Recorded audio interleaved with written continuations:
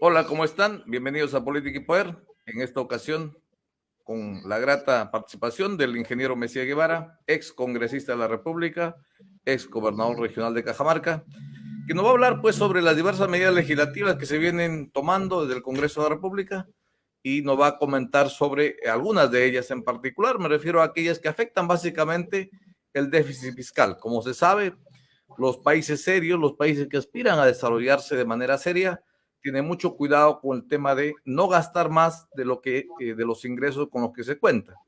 Pero en este caso sabemos que el Congreso de la República está emitiendo una serie de medidas legislativas que, a pesar que la Constitución lo prohíbe, lo que es medidas legislativas que involucran gasto, sin embargo, evidentemente, se están aprobando algunas medidas legislativas que van a involucrar miles de millones de soles en gasto, y esto no lo digo yo, sino que incluso lo ha dicho el presidente del Consejo Fiscal vía un comunicado en donde pues la medida legislativa, por ejemplo, que básicamente revive la cédula viva, implicaría más de 8.000 millones de soles de gasto para el Estado peruano. ¿Cómo está, ingeniero? Muy buenas noches, gracias por participar en el programa. Gracias, Norma. Muy buena noche. Como siempre, es un grato honor conversar contigo y sobre todo intercambiar ideas de temas de mucho interés, como es el caso de las políticas públicas, y hoy más que nunca que tiene como un gran protagonista a un Congreso de la República desbocado, un Congreso de la República codicioso, que la verdad que si lo comparamos con el mundo animal, lo vemos que se ha convertido en una langosta y en una hormiga maribunta. Es decir, no sabemos qué es lo que quieren hacer en el corto plazo. Bueno, para ellos sí seguramente saben lo que quieren hacer, pero no saben lo que se quiere en torno a lo en función del país. Y una de esas, sin lugar a dudas, está el incremento del gasto público. El déficit fiscal lo está incrementando de manera muy espectacular, y lo cual debe preocuparnos a todos los peruanos. Sí, ingeniero, precisamente empecemos con el tema del déficit fiscal, con toda la experiencia que usted tiene. ¿Qué tan importante es que los estados sean responsables y que los congresos sobre todo puedan ser responsables respecto a que no emitan pues medidas legislativas que uno van contra la Constitución, porque la Constitución Política del Perú prohíbe que el Congreso de la República emita leyes que involucren gasto? Y como se sabe, por ejemplo, si me permite visualizar, por ejemplo, el dictamen que ha sido votado de manera favorable, con su venia, miremos, por ejemplo, uno de los artículos que involucra, pues, que está reviviendo prácticamente una norma que se derogó hace mucho tiempo atrás y que implicaba, pues, la cédula viva, es decir, que los militares y policías, al momento de terminar su ciclo de trabajo, se pensionaban con sueldos equivalentes al último sueldo con el que ganaban. Es decir, si un general gana 12,000 ahora, por ejemplo, su pensión va a ser 12,000. Eso, como lo dijo el presidente del Consejo Fiscal, ni siquiera en países africanos militarizados se da, ¿no? Porque no es ningún sistema pensionario del mundo va a soportar ese esquema pensionario. Si me permite, voy a visualizar, por ejemplo, como verá, aquí está el dictamen y claramente en el 14.1 dice, ¿no? Si el personal militar de las Fuerzas Armadas y policial de la Policía Nacional del Perú tienen 30 años o más de servicio, percibirá como pensión el equivalente al 100% de la remuneración consolidada correspondiente a la de su grado en actividad, en concordancia con lo establecido en el artículo 6 de la presente norma. ¿Qué le parece esta medida? ¿Cuál es su impresión, estimado ingeniero? Mira, acá hay que hacer un poco de historia. La cédula viva existía de hace mucho tiempo atrás, pues, efectivamente para las Fuerzas Armadas, policiales y también para los profesores que estaban en un régimen especial. En ese régimen especial se notaba fundamentalmente en el tipo de descuento que le hacían por planilla a los profesores. Yo conozco esto de cerca porque mi señor padre fue profesor.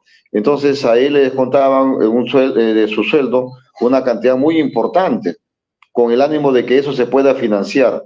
Pero luego, a partir del año 1985, la cédula viva fue totalmente distorsionado y luego se convirtió en la cédula de los vivos. Es decir, que ya no la cédula viva, sino los vivos, donde había gente que nunca habían aportado bajo este régimen pensionario, simplemente los metieron sin que habían cumplido. Por ejemplo, falsificaban o simplemente hacían valer constancia de haber sido subprefectos. En ese entonces los alcaldes eran elegidos a dedo por el gobierno militar, también les hacían valer eso para que puedan cumplir, que al final se distorsionó totalmente la cédula viva. Y eso trajo consigo que se ponga un candado y en la década creo que si no me recuerdo, entre 2006 y 2010 se puso el candado y se eliminó definitivamente ese régimen. Y ahora estamos viendo de que lo están impulsando a través de los militares y policías. Fíjate que hay un gran riesgo ahí. El riesgo es que se abra un forado, no solo desde el punto de vista económico, tributario, tema de la parte fiscal, sino que también se podría hacer que otros también quieran meterse a esta cédula viva, lo cual va a generar una distorsión total en cuanto a los que deberían estar, a los que pertenecerían a este régimen, y a ver si es que también se les ha hecho el descuento respectivo para poder financiar esta cédula viva. Y por otro lado, sin lugar a dudas, el forado económico, como lo ha dicho Alonso Segura, son cerca de 8.000 millones de soles, lo cual para mí es una irresponsabilidad que en estos momentos se está dando. Efectivamente, ingeniero, el proyecto, si mal no recuerdo, precisa pues de que hay actualmente los policías y los militares más o menos aportan el 13% bajo el régimen actual. Entonces, bajo el nuevo régimen aportarían 15%, o sea, 2% más un 10% que el Estado tendría que subsidiarlos, evidentemente, lo cual así haría más o menos 25%, ¿no? Evidentemente, eso, como usted dijo al inicio, cuando existía y donde funcionaba, quizás, como dijo, usted dijo, creo que alrededor de 40% el descuento, ¿no? Es un descuento mucho mayor, era fuerte, ¿no? era alto.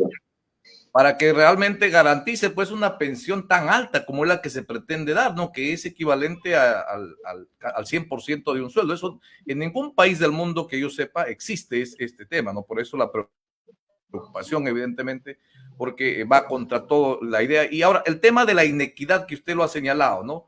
Esto va a abrir, como usted le ha dicho, sin lugar a dudas, el espacio para que el sector educación, los fiscales de la nación, los otros sectores empiecen a pedir lo mismo, ¿no? Porque a igual trabajo, igual exigencia, ¿no? Si ya tienes más de 30 años y eres profesor universitario, podría también tranquilamente decir, oye, a mí también me corresponde este régimen, ¿no?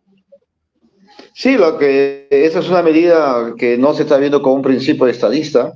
Es una medida que, sin lugar a dudas, lo que está haciendo es ocasionar forados sin tener en cuenta la proyección.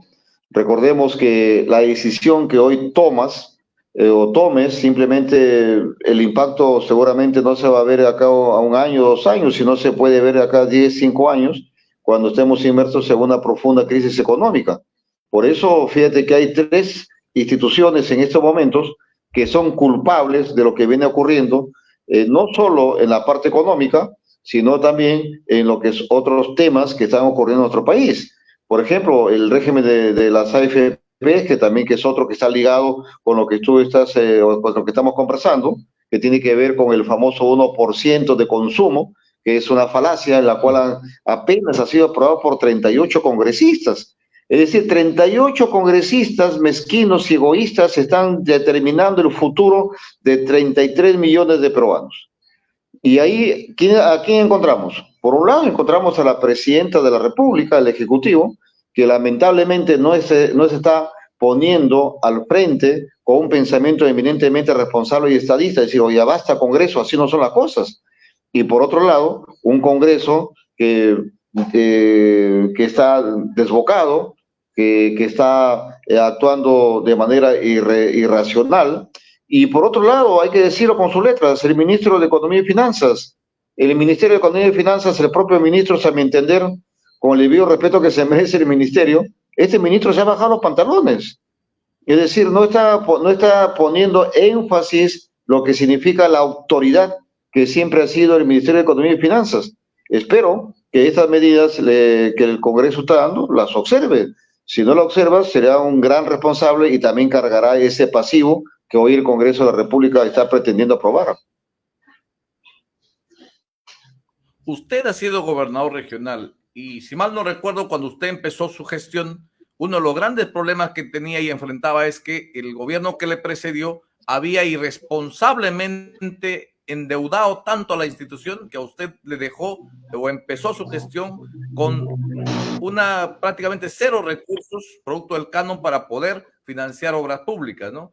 Ahora, en ese contexto también se sabe que recientemente, por ejemplo, el ministro de Economía ha permitido o va a permitir el endeudamiento por más de 1.000 millones de soles a la Municipalidad Metropolitana de Lima. ¿Cómo evalúa ese tema? Sobre todo a la luz de que hoy en día muchos alcaldes de Lima y de otras partes del país están pidiendo auxilio financiero precisamente para pagar deudas que no han podido tranquilamente pagar sus cuentas las municipalidades y gobiernos locales. ¿Cómo ve ese tema? Por ejemplo, que también impacta obviamente en el déficit fiscal y en la sostenibilidad de los recursos públicos de un Estado. Bueno, la presidenta de la República, otra vez, el ministro de Economía, otra vez, se ha dejado chantajear, extorsionar por el alcalde de Lima, quien, como sabemos, tiene una bancada en el Congreso de la República. Creo que recientemente se ha partido también, pero sin embargo, en ese momento, cuando se aprobó, era una bancada con un número de congresistas bastante respetable, como para hacer oír su voz y su protesta, su chantaje, su extorsión que ha hecho a la presidenta de la República, aprobando esa cantidad. Es más, sin tener en cuenta el tema de la parte del servicio de la deuda, porque fíjate que se entiende de que el costo financiero es muy alto, es decir, que está por encima de lo que es el promedio del mercado internacional y nacional. Y por otro lado, lo más grave creo es de que ha pedido financiamiento por una cantidad muy alta, pero sin tener proyectos, es decir, sin tener, sin siquiera saber en dónde lo va a invertir. No tiene proyectos. Lima está abandonada en cuanto a una concepción de proyectos. Él habla de puentes, habla de construir por ahí algunos viaductos, pero no hay ningún proyecto específico que diga esta cantidad de dinero lo voy a invertir en estos proyectos.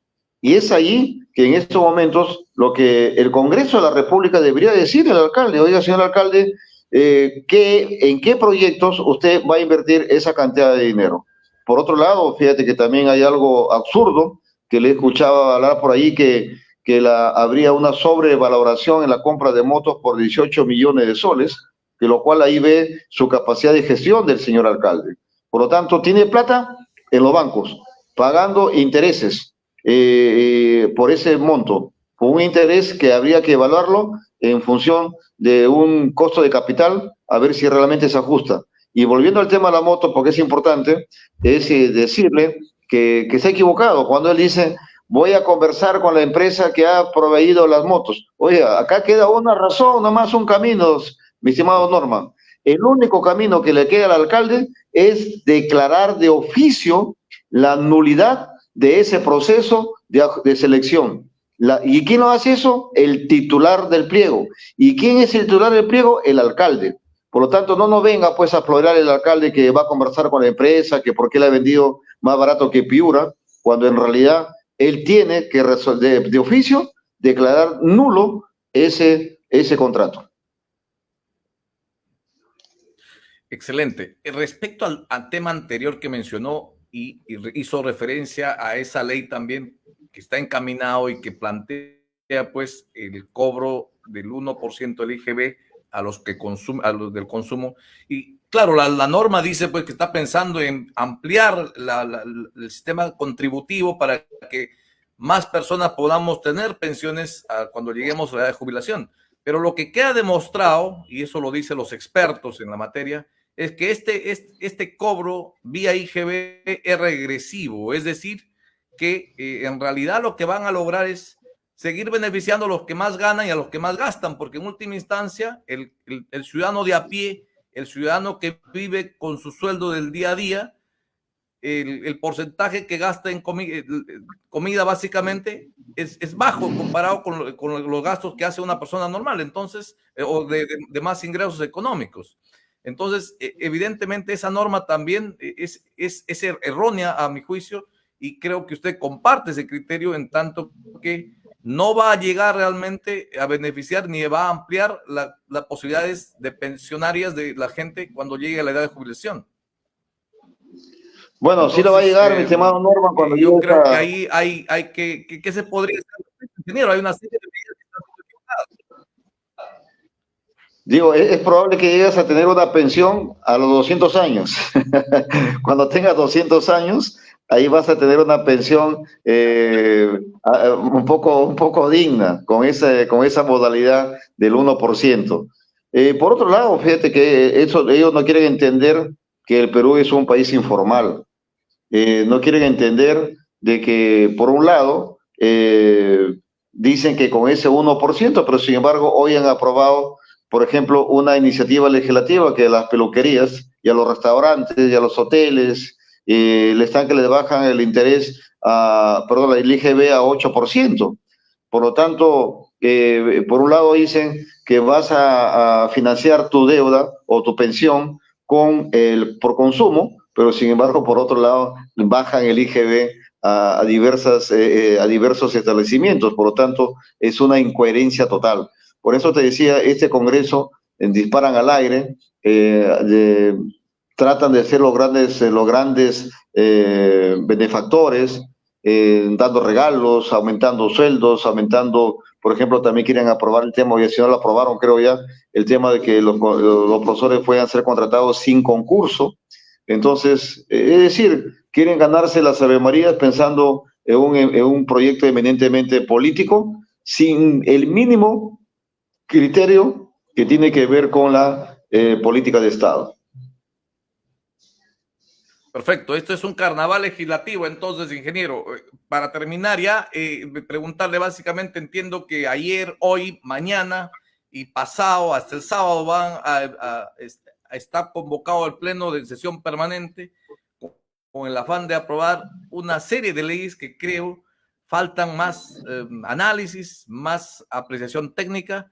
Y la verdad que no sé, yo en su época que usted fue congresista jamás he visto algo parecido, o es práctica común en el Parlamento que haya tanta urgencia en aprobar tantas medidas legislativas de paporreta.